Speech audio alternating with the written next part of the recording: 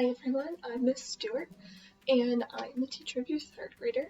So today, I'm going to be explaining to you how to do invented strategies for single-digit multiplication, because that's what we're working on right now, and I realize that it might be a little difficult to help your student at home because they might have these new strategies of how they're solving these multiplication problems. So I'm going to show you two different kinds, partitioning and compensation.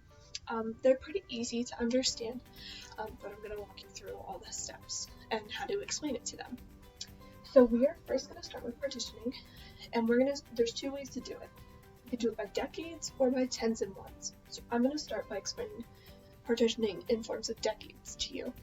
And we are going to be using the problem 56 times 4 for this entire thing, just to keep it consistent. So I'm going to write 56 times 4 over here.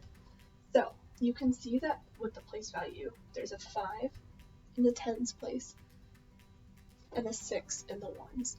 So we're going to split that up and decompose the multiplication problem a little bit to make it a little easier for them to do with some friendly numbers. So you can see, as I said, that there's the 50 and the 6, because 56 is made up of 50 plus 6. So we're going to split it up into 50 and 6, and then you keep the times 4. Times 4. So you want to do those two problems, and these are a little friendlier than doing 56 times 4 because we have no idea what that is. But if you know your multiplication facts, you can tell that 50 times 4 is 200, and 6 times 4 is 24, and then you can add those up, and you get 224. And that's the answer of 56 times 4. Okay, so that's the decades way. Now we're going to move on to tens and ones. 56 times 4. So again, we see that tens and ones. So we're going to split it up even more. And this stage would be more if your child is having trouble with the 50 times 4, because we're going to leave the 6 times 4. So instead of breaking it up into 50 times 4 and 6 times 4, you're going to break it up even more. 1, 2, 4, 5. So we have 10, 20, 30, 40, 50, because there's 5 tens, because it's in the tens place right here. So you're going to multiply all of those by 4.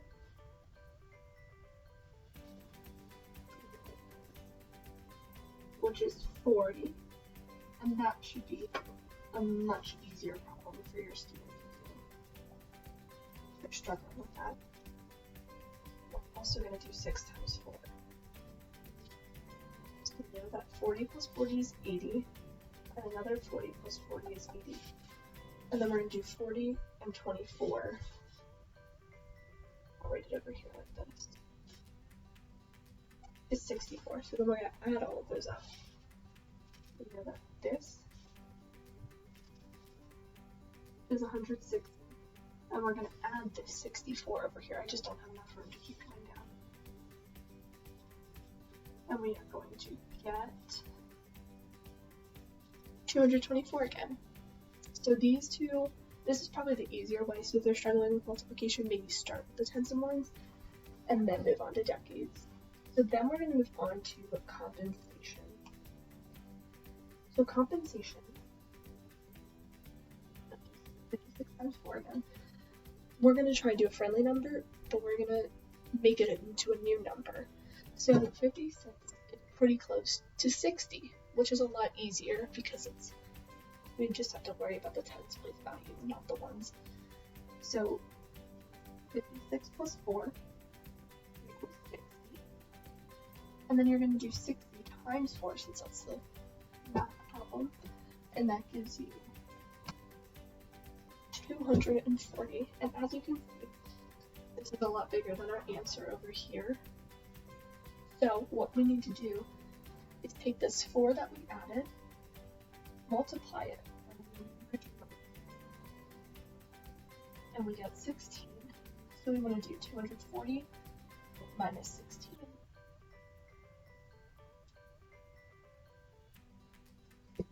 And we get 224.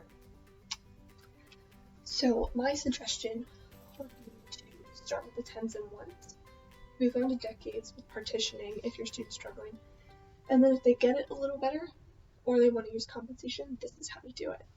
I hope this helps. Let me know if you have any questions.